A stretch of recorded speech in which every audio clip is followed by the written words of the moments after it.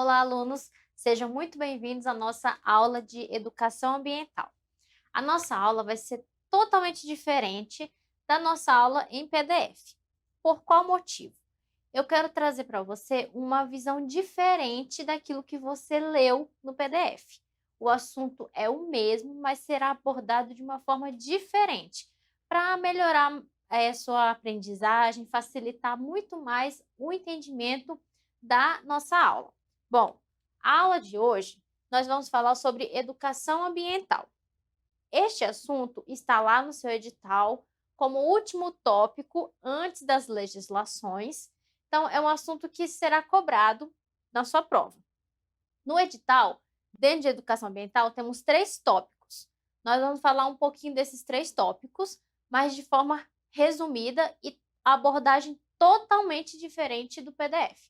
Então, se você já leu o PDF, não espere que eu vá trazer a aula exatamente igual está no PDF. No PDF, eu priorizo texto. Então, você vai ver muito mais texto, muito mais letra, vou explicar as coisas de uma forma diferente. Na videoaula, eu gosto de usar muito imagem. Por quê? Facilita muito a sua aprendizagem, porque você vai ter a imagem, você vai visualizar direitinho as coisas. Então, na sua cabeça, vai juntar o que você leu, o que você está ouvindo, com aquilo que você está vendo de imagem. Isso vai facilitar muito mais. Na hora da prova, você vai ter um campo muito maior para poder lembrar do assunto. Então, o seu campo vai ser muito mais abrangente, porque você vai lembrar do que você leu, você vai lembrar do que você ouviu e vai lembrar das imagens que você viu. Por isso que vai facilitar muito, certo? Então, educação ambiental é a nossa aula e eu sou a professora Patrícia Vatti. Bom, antes de entrarmos na educação ambiental, vamos fazer uma recapitulação. Por quê? O edital, se você reparar, ele está vindo numa ordem lógica de conhecimento. Então, lá do primeiro tópico, do tópico 2, onde falamos sobre ciclo da água, se for perceber, todo o edital ele está criando um raciocínio lógico de todo o conteúdo. Então, tudo que nós já estudamos, tudo que nós vimos nas aulas anteriores, facilita muito o entendimento do assunto de educação ambiental, tá bom? Então, vamos olhar aqui, ó. Anteriormente, nós vimos nas aulas anteriores um pouco sobre o ciclo da água. Então, veja aqui a imagem do ciclo da água, onde eu tenho as águas dos oceanos, dos mares, das represas, certo? O sol, os raios solares aquecem essa água evapora, o vapor de água sobe lá para o céu, forma as nuvens. Conforme for aumentando o vapor de água na atmosfera, essa nuvem vai ficar sobrecarregada, vai ficar cheia de vapor d'água, até o momento que ela vai ser transformada em chuva. Lembrando que essa fase daqui, ó, das setinhas para baixo, então a setinha para baixo, que está indicando a chuva, é a precipitação. Lembra? Precipitação. E ela pode ocorrer em forma de chuva, pode ocorrer em forma de neve e em forma de granizo. Então, essas são as 3 formas que a água volta para a superfície da Terra. Chegando aqui na Terra, o que vai acontecer? Ela vai para o subsolo, ou vai formar os rios, até desaguar ou até chegar num rio maior, num lago, no oceano. Então, nós vimos o ciclo da água. Este daqui é o ciclo da água. Foi a nossa primeira aula, ciclo da água. Primeira coisa que vimos, como que a água se movimenta no planeta Terra. Lembrando que a água ela não acaba. A quantidade de água que evapora é a mesma que precipita. Não necessariamente no mesmo lugar, no lugar A, ela evaporou ela pode precipitar lá no lugar, no ponto G. Precipitação. A evaporação não necessariamente acontece no mesmo lugar que a precipitação, certo? Lembra disso. Agora, quem é que se beneficia desse ciclo da água? Ou seja, quem é que se beneficia com a água? Os animais, né? Os animais terrestres ou aquáticos, as aves, as plantas, não é mesmo? As plantas e o homem, o ser humano. O homem, quando eu coloco o homem aqui, é o ser humano. Então, todo mundo está se beneficiando com essa água. Então, todo mundo utiliza água, seja água salgada, seja água doce. Todo mundo usa água e ninguém vive sem água, certo? Nós vimos isso numa aula anterior. Nós vimos também sobre a estação de tratamento de água. Então, essa daqui é a nossa estação de tratamento de água. O que acontece na estação de tratamento de água? Nós, seres humanos, precisamos da água para sobreviver, né? Então, nós pegamos a água de uma represa, de um lago ou de um rio. Tem que ser água doce, tá? Não é para ser água salgada, é água doce.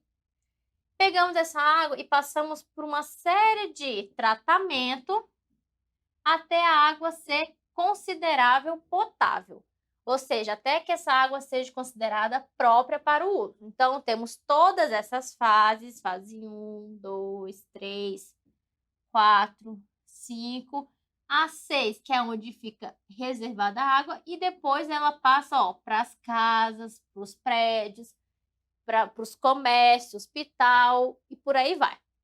Então, nós vimos sobre o tratamento da água, a estação de tratamento de água, que é onde a água vai ser tratada. Por quê? Olha aqui nessa imagem. Nós sabemos que a água, para ser utilizada pelo homem, ela tem que ser uma água potável, ou seja, ela tem que ter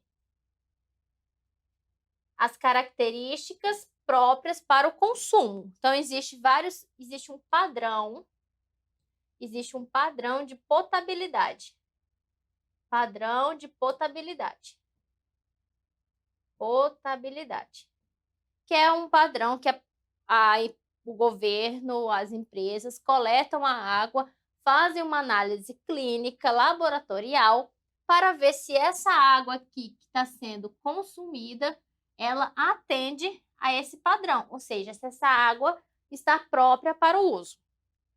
Então, nós fazemos isso para poder consumir a água sem que possamos ser contaminados com qualquer doença, porque existem doenças que são transmitidas pela água e pelo alimento contaminado. Então, se essa água aqui, nesse processo, tiver alguma falha e alguma bactéria, um protozoário, alguma coisa, não for retirada dessa água, quando consumirmos, nós podemos ficar doentes. Então, existe todo esse tratamento da água, saindo da natureza, indo para as nossas casas, comércio, para o consumo humano, para o consumo. Nós vimos isso. Lembrados?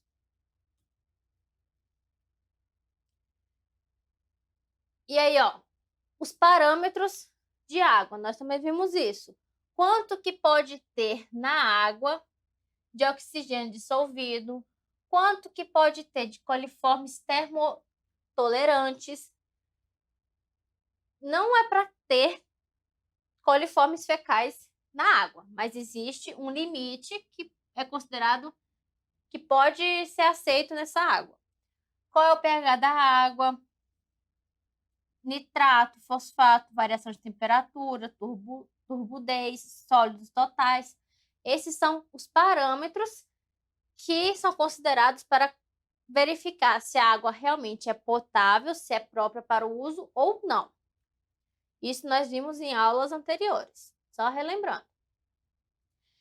Depois, nós estudamos também sobre a estação de tratamento de esgoto. A estação de tratamento de esgoto, que é essa imagem que nós estamos vendo agora. Que, ó, na imagem anterior era a água saindo da natureza e indo para as nossas casas. Saindo da natureza e indo para as nossas casas. Esse daqui é o tratamento da água para o nosso consumo. Agora, nós vamos ver o caminho inverso, ou seja, a água saindo das nossas casas, da cidade e voltando para a natureza. Natureza. Então, vamos ver rapidamente aqui esse resuminho. Depois que a água potável foi utilizada, consumida, nós tomamos banho, lavamos louça, lavamos roupa, lavou quintal, deu banho no cachorro, deu descarga, escovou os dentes. Todas essas atividades que nós utilizamos a água, quando essa água acaba de ser usada, ela vira esgoto. Ela vira esgoto. Esgoto. E esse esgoto, ele tem que ser levado para algum lugar, ele tem que ser jogado em algum lugar. Do jeito que ele vem da cidade, do jeito que ele é produzido, ele é totalmente impróprio, tanto para o consumo humano quanto para a natureza. Então, o que é feito? Ou qual seria o certo? Passar por uma série de tratamentos. Olha, ó, todos esses tratamentos que eu estou circulando até chegar nessa água aqui mais limpa.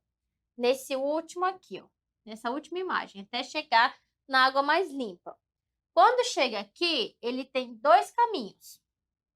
Ou vai ser reutilizada, ou vai ser jogada na natureza.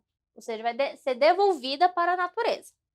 Então, o certo seria, a gente utilizou a água aqui na cidade, utilizou a água, fez tudo o que tinha que fazer, utilizou da melhor forma, só que após o uso, essa água ficou suja, ficou imprópria para o uso. Para poder devolver à natureza, ou até mesmo reutilizar, precisa passar por esse tratamento aqui.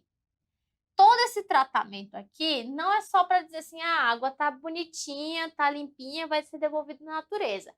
Isso daqui é uma forma de preservar a natureza também, porque o esgoto doméstico, industrial, hospitalar, ele é muito tóxico. Se eu jogar ele diretamente na natureza, eu vou degradar a natureza, ou seja, eu vou estragar a natureza num nível muito mais elevado do que se eu jogar água do jeito que está aqui, ó, tratada, tirar o máximo de impureza possível. Então, nós vimos sobre a estação de tratamento de esgoto. Resíduos sólidos, nós também falamos sobre os resíduos sólidos.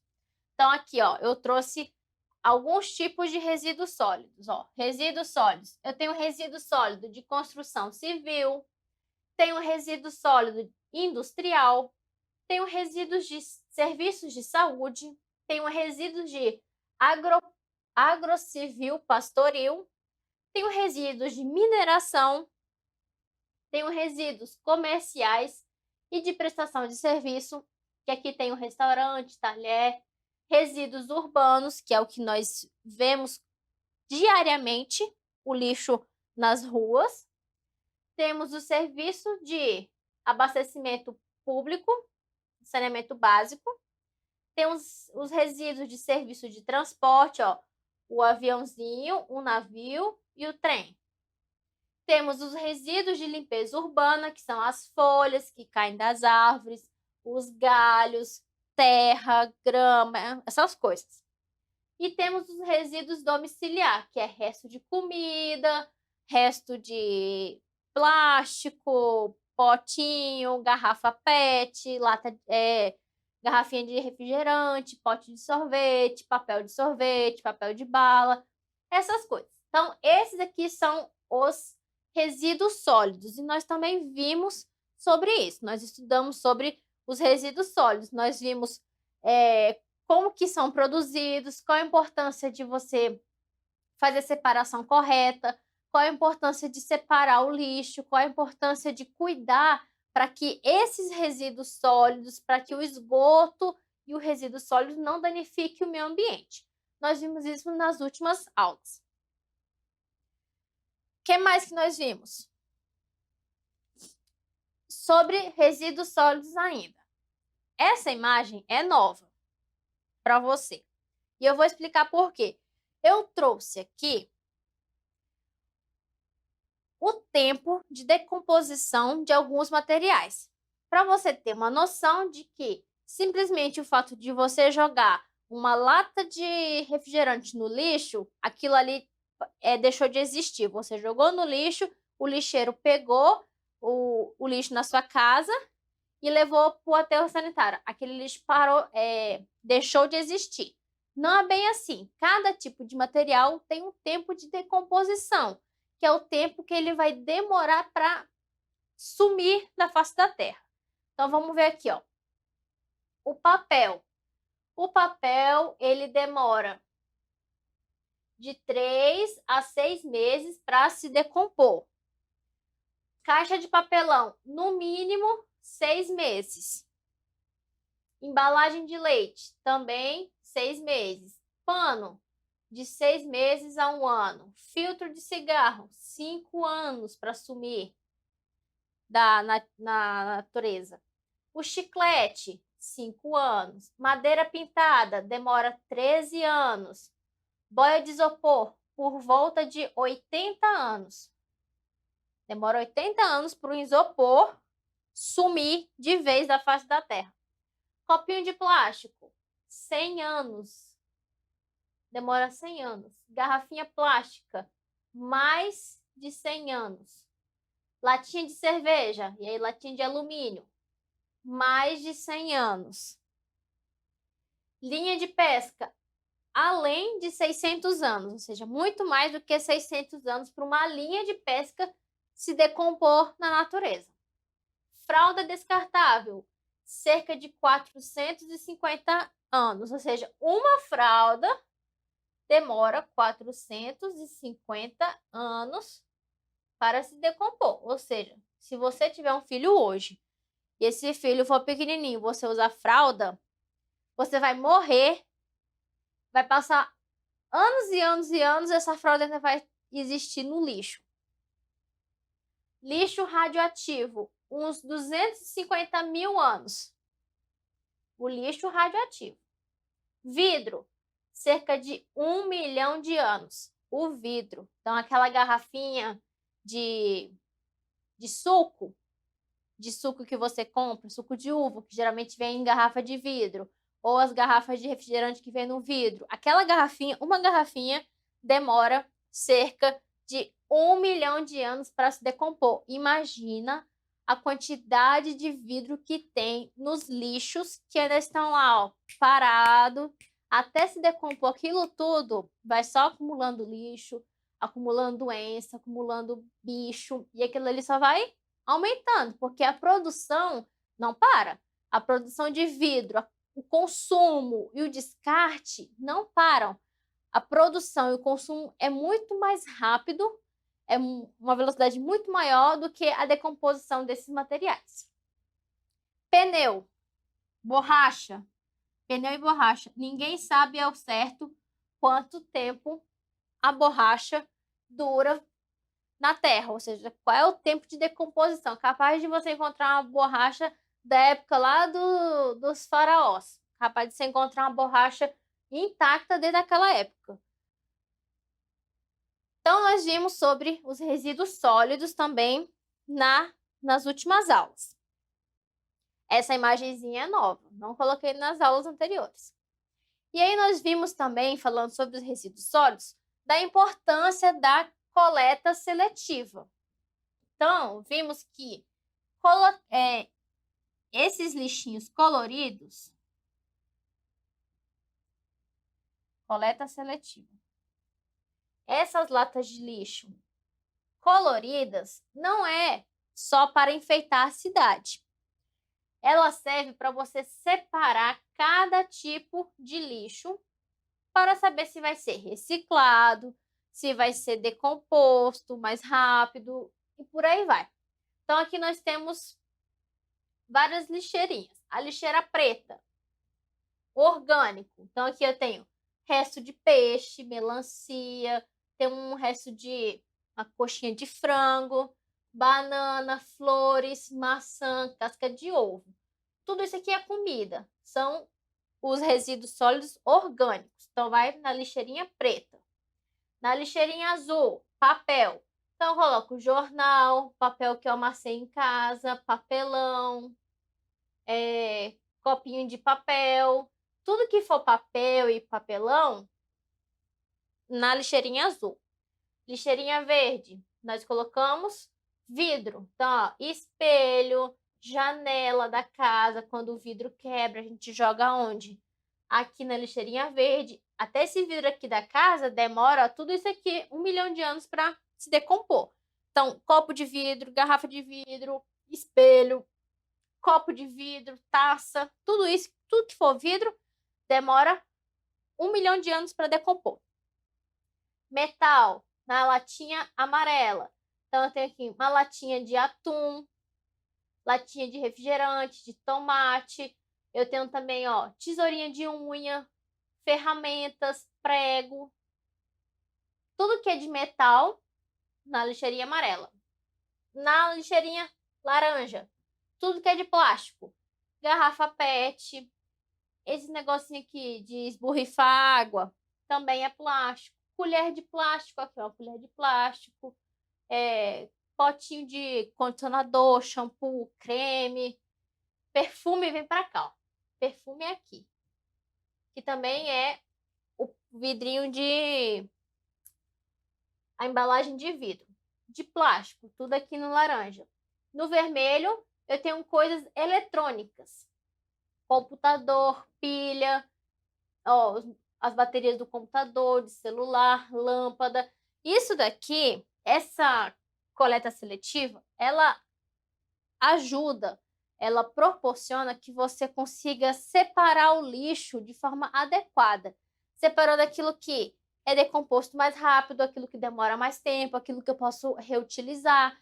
Às vezes eu posso pegar o papel, eu posso reciclar o papel, em vez de eu fazer papel diretamente da árvore, eu faço papel reciclado. Pego um papel que já foi usado, faço todo o processo de reciclagem e revendo aquele papel. Então, eu vou usar um papel reciclado.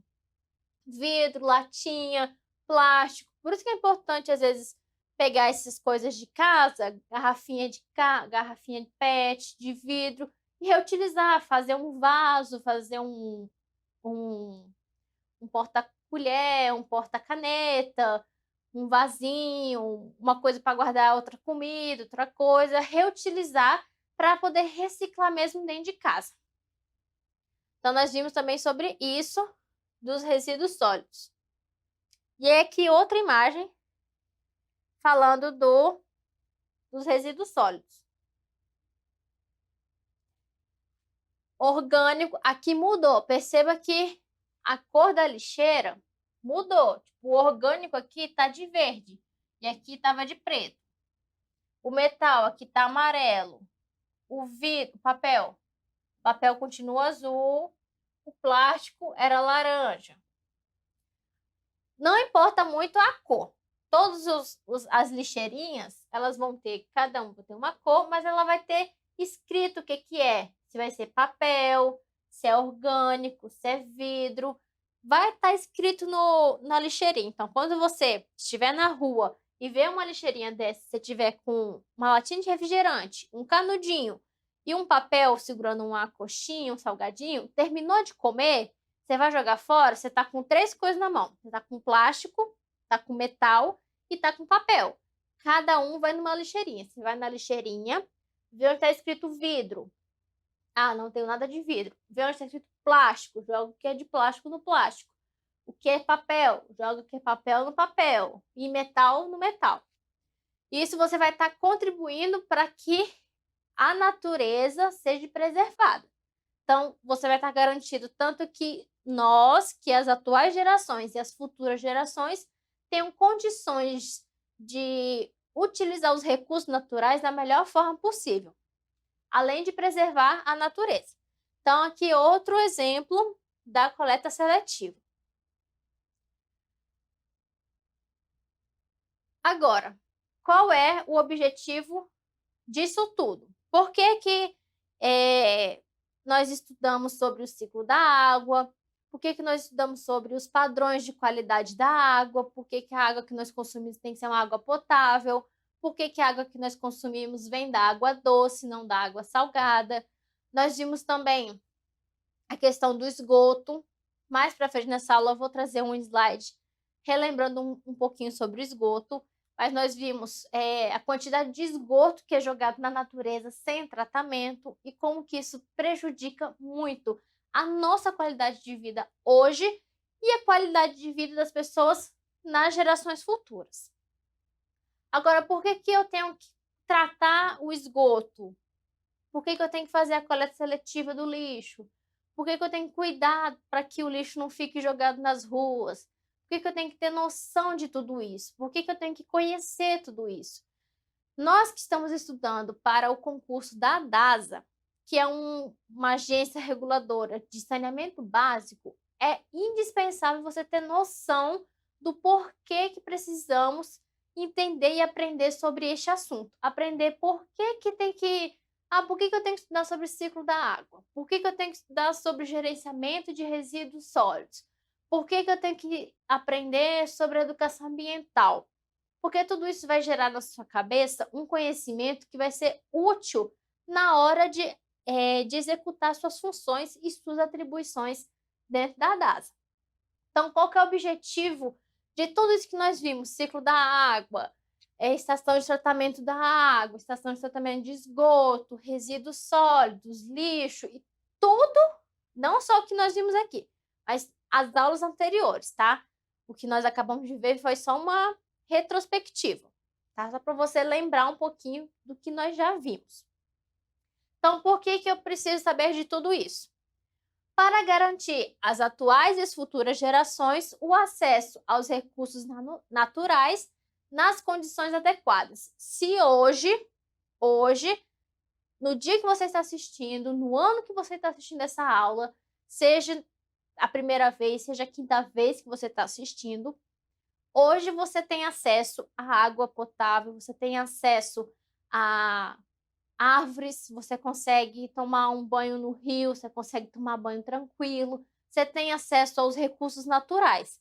Agora, nossas ações de hoje vão dizer como que as futuras gerações terão esses recursos, da mesma forma que nós temos ou não. Então, as atitudes que temos hoje refletem no futuro. Por isso que é importante ter uma noção da importância disso tudo.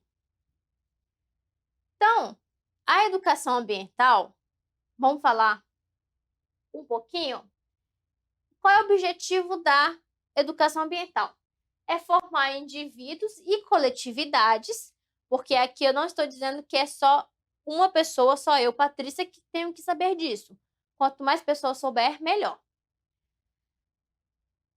Que tenham consciência, formar indivíduos e coletividades que tenham consciência dos problemas ambientais e que saibam conservar e preservar o meio ambiente, abordando tantos aspectos culturais, sociais e políticos. Para quê?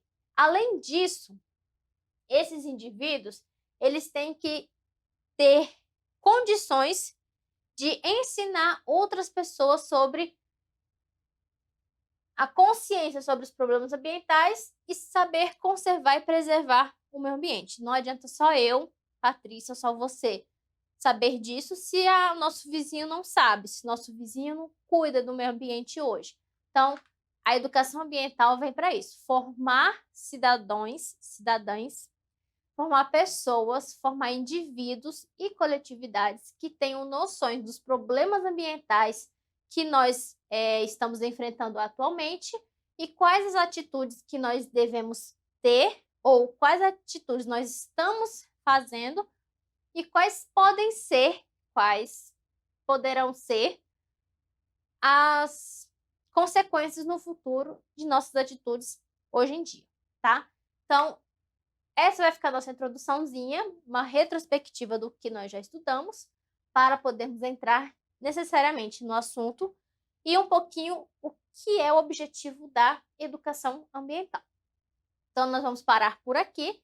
No próximo bloco, nós vamos dar início, entrar de fato na nossa aula sobre educação ambiental.